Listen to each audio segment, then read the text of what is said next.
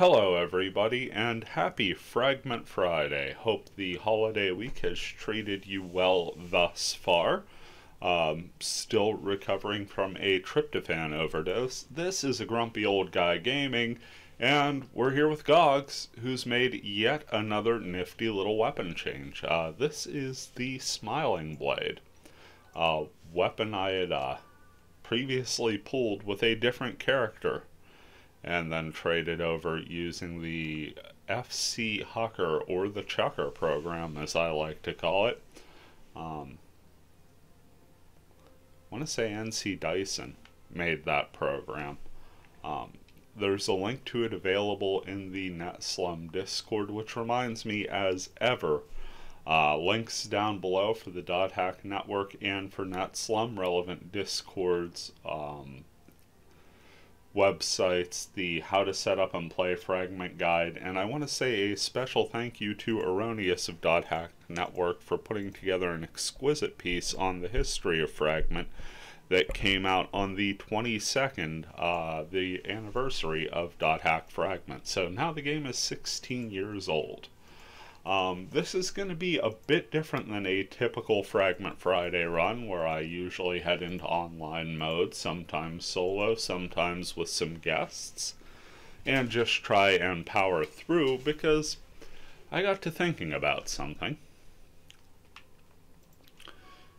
I'm in offline mode, and if we look at the word list here, we have Dark Freezing Forest available to us, which has the Tonosama sword at the Got statue there. Sanjuro was really eager to get this sword back, as it was a gift from Kite that he had accidentally thrown into a spring of mist. And I'm kind of curious to see what the big hubbub is about the weapon anyway, as Gogs is a heavy blade himself, so it stands to reason that if we go back there and make it to the bottom, the Tonosama sword should be the Got statue prize. I've never actually tried this out, so please stop chuckling if you already know the answer to this, but I'm curious to see if it is 100% chance. I suppose scientifically I would have to run this multiple times, but I would say running it again for the Fragment Friday is a good first step. Also gives me a chance to level up some party members here. I do believe we will be taking Krim with us. We have some high level options here in Krim and Sanjuro, but I get the feeling that by now Sanjuro may have misplaced the Tonosama sword he just got from us, and would probably want a new one. So we're going to be a little bit selfish here and invite a mid-range attacker in Krim who's got a hybrid class in the long arm. That could help us out and won't want the prize at the bottom. Mistral, on the other hand, would probably want the prize, as it's a fairly rare sword, but Mistral is the best Wave Master we have available to us at the moment, and has proven more than helpful on several other challenging quests. Real quick, I just want to talk to them and see what we've got available as far as trade goods from our party members. Always good to check on this every now and then, as you may run into a rare item or something that tangibly benefits you or a party member. It will update a couple times throughout as you play through. See, Krim has the Moon Knife, a level 32 rare for Twin Blades, Darkness Element weapon with Spirit Drain. Very nice weapon there. And the Spark Sword, level 30 rare Heavy Blade weapon with some Thunder Element spells, and has Life Drain and Critical Strike. So yeah, you never know exactly what you'll run into. Neither one of these are my particular cup of tea, so we'll probably just head in to Dark Freezing Forest. Again, it's level 57 field. I have leveled up to 43, but this is definitely Krim's spot to shine here. If I remember right, we were at a dearth of magic talent, so Mistral may come in handy here. Now you may be wondering why I switched to the Smiling Blade, and the answer, I feel, I could illustrate pretty well here. Gonna go ahead and buff up.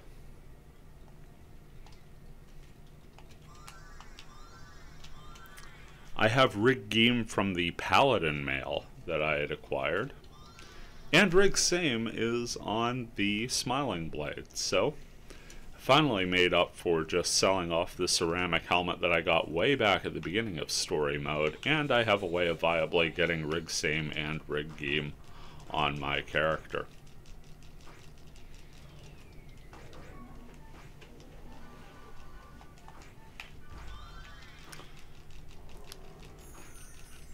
Sure enough, Mistral already paying immediate dividends, being able to just cast Olorep from the back as Krim and Gogs hack away here.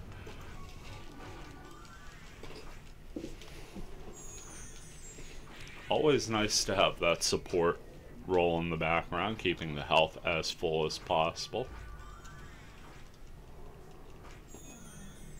And since we have the ability, we can go ahead and give Rig Game to Mistral and Rig Same to Krim. Won't promise I remember that every time, but that's a good start, right?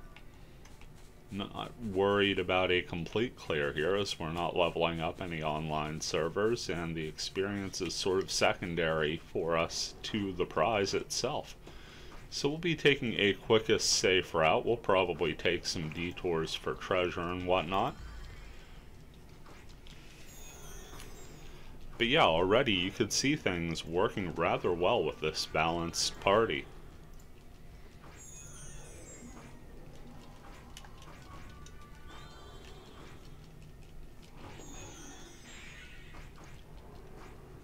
Rangon would be a very stiff challenge for us solo. Fortunately, not something we have to worry about in a party of 3, and you could see everybody getting fantastic experience. In fact, Mistral just leveled up. Pick a Resurrect up out of that chest, and we have a treasure chest down here we could get free of charge, and that will contain a Master's Axe. It's the axe you get after your bachelor's.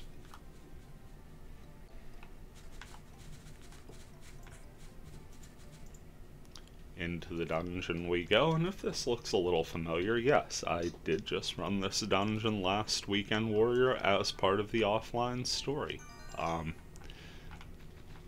If it doesn't look familiar, feel free to check that out. I'll probably be breaking out the offline story here in the next week or so, as I feel we've progressed sufficiently far enough that it kind of warrants its own playlist. It'll be similar to the Donkey Kong Country list that I had put out from my forays through that game, Donkey Kong Country 2 Diddy's Quest. In my forays with emus through that, I'll leave them in their intended section, and then I will go ahead and switch them up to a separate playlist on their own if you just wanted to check those out.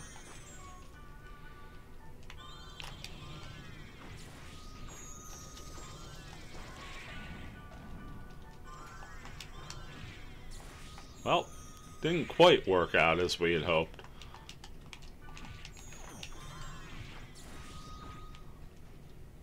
Tried desperately to keep Mistral on the healing edge and Krim attacking. We took over the role of the damage caster, going after the Shining Eyes, or variant of Shining Eyes. I can't remember exactly which level it was, and certainly didn't want to get close enough to check it out. Got through the room. Krim fell, but we managed to get him back up before any experience was doled out. It is a Darkstalker, that's right.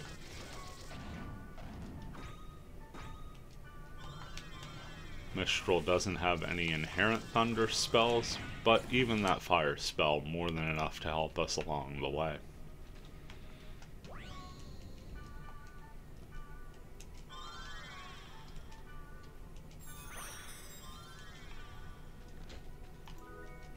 Pick up a Linen Cuirass.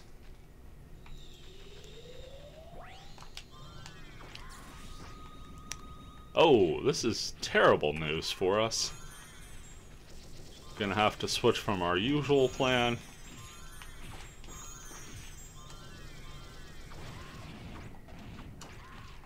As the Holy Knights just took a complete end around there.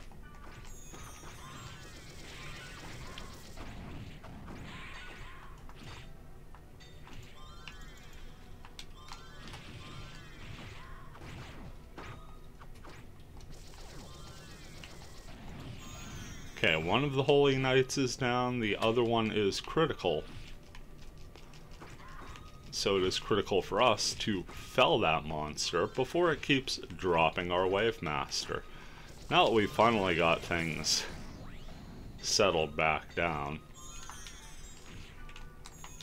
Taking a fair bit of consumables, but again, that's why we've got him, right? Gog's kind of the low-key MVP on that one. And really done just in the nick of time as Riggeem and Rigsame wear off of us. So without further ado, it's probably time to just rebuff the board. Riggeem to Mistral, Rigsame to Krim. And a little bit of both for us, because we're the pro tag. Got to keep the main character healthy. Yeah, no? A little bit of Ola rep from Mistral. And really, that was honestly the worst case scenario. It is a higher level dungeon, but there's nothing here that's going to be too life threatening. That battle went about as poorly for us as possible. I had an incorrect attack on the wrong target to open up, and the biggest physical attacker did a complete end around of the entire combat and targeted our Wave Master. And we still got out relatively fine. That's the first floor in the books. Honestly, if it wasn't so damn time consuming, this wouldn't be a bad dungeon to do some experience grinding in.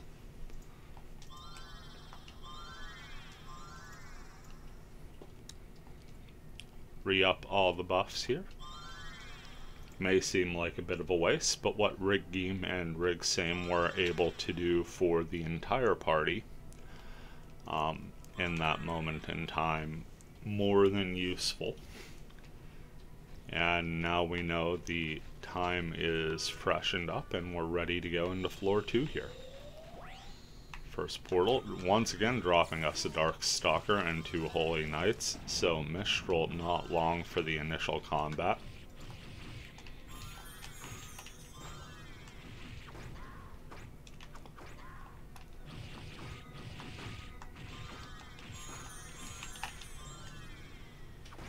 Those elemental hits are just so great on the Holy Knights.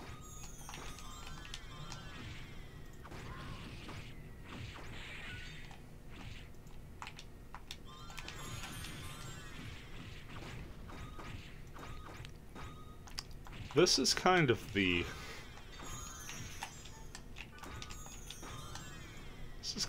Doom mix here. It's crazy how much damage these monsters are able to throw out, but again, we are a little underleveled coming in.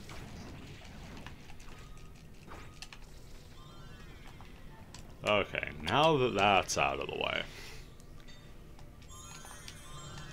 it's always the most serious when it comes down to the Holy Knights. Once those are out of the way, the Dark Stalker on its own, not really that terrifying.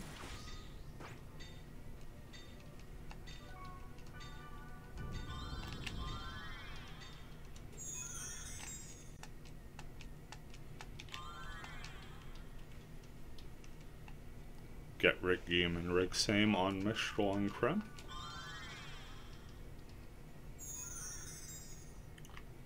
And now that we've got hit points up around full, move to the next. Okay, a couple of Sled Dog Kings here. Not so bad. Just go back to our standard procedure of letting Mistral play the healer and frontline damage on two faces from Krim and Gogs.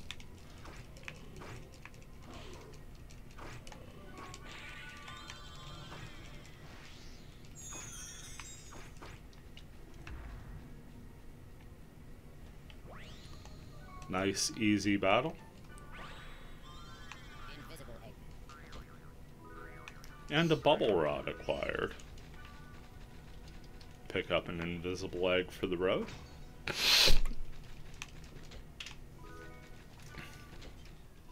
Here we get the levers and a wood sprite. Also an antidote. Unexpected surprise there. And before we head into the next room, top off on Rig Game and Rig Same for Gogs. Another free treasure, and that's going to take us all the way down to floor 3.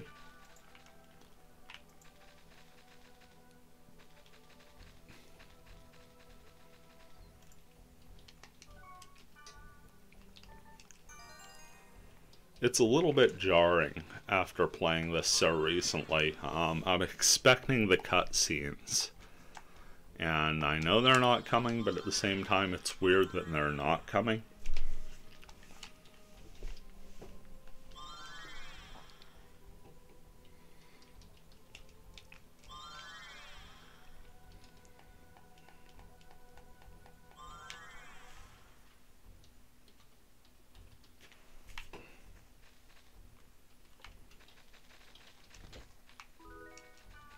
Pick up the moon in that chest.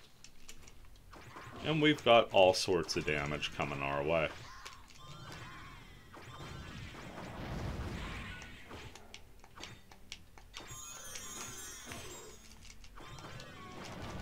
Managed to get the Holy Knight out of the way, which means we could focus on the Sled Dog Kings.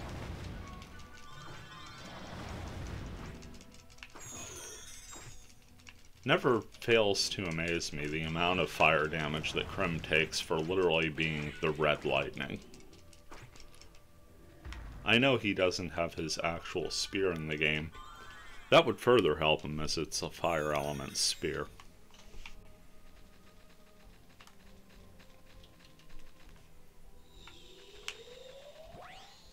And if you ever tracked it down, it would actually behoove you for the sake of your offline story to give it to Krim, as it is a 100% crit weapon, or really whatever long arm you prefer to use. Perhaps you're a Nukasagi Maru fan, perhaps you're rocking Gardenia the whole way to the end. Who's to say? One thing I will say is a united front is best against two Sled Dog Kings. So Krim and Gogs, get on the same page, start attacking the same Sled Dog King. And it's down before you know it. 2-on-1 battle is kind of an unfair tilt in our advantage. Not that we're complaining. Another nice easy victory, and while we said we weren't in this solely for the experience, it is worth pointing out that we've already racked up about 400 experience in here. Saw Mistral already got a level up.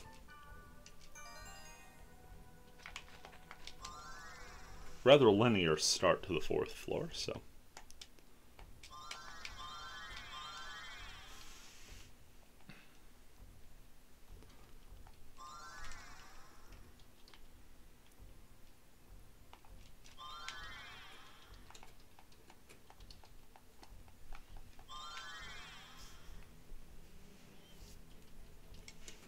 Okay, all set and ready for the first portal.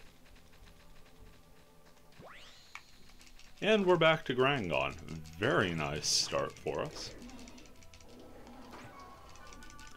If I had the Blade 3000 equipped, I could saw right through this, but we're running Smiling Blade for the buffs, and I'm certainly not upset by the overall result of that. As you could see, with the magic support behind us, there is just no way Grangon's going to throw requisite damage to take any of the party members out entirely. Gogs took the brunt of the hits and still finished in the 800s thanks to that constant Ola-Rep pumping in the background from Mistral.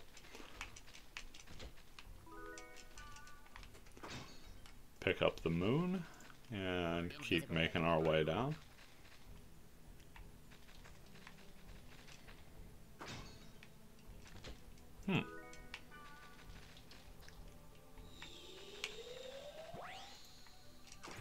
Interesting. I could see where the statue room should be, and it seems empty, and now that I recall correctly, this is really an answer I had the whole time. I had completely forgot that way back at the beginning of the channel, I had run an offline dungeon I had completely completed, because I was just dying that much with my Wave Master. That's actually the hidden meaning of the title, Learning to Die Less. I was just crashing and burning like crazy.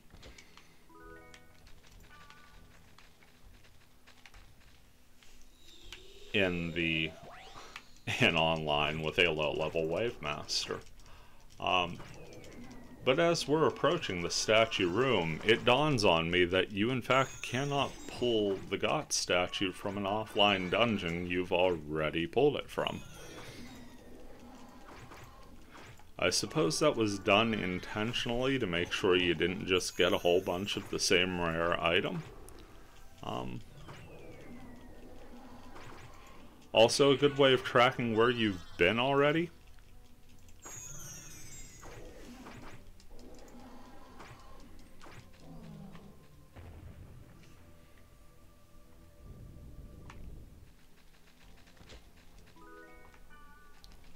But still a nice little level gainer, and yeah, as you could see here, the statue room completely empty, no statue left, no chest left.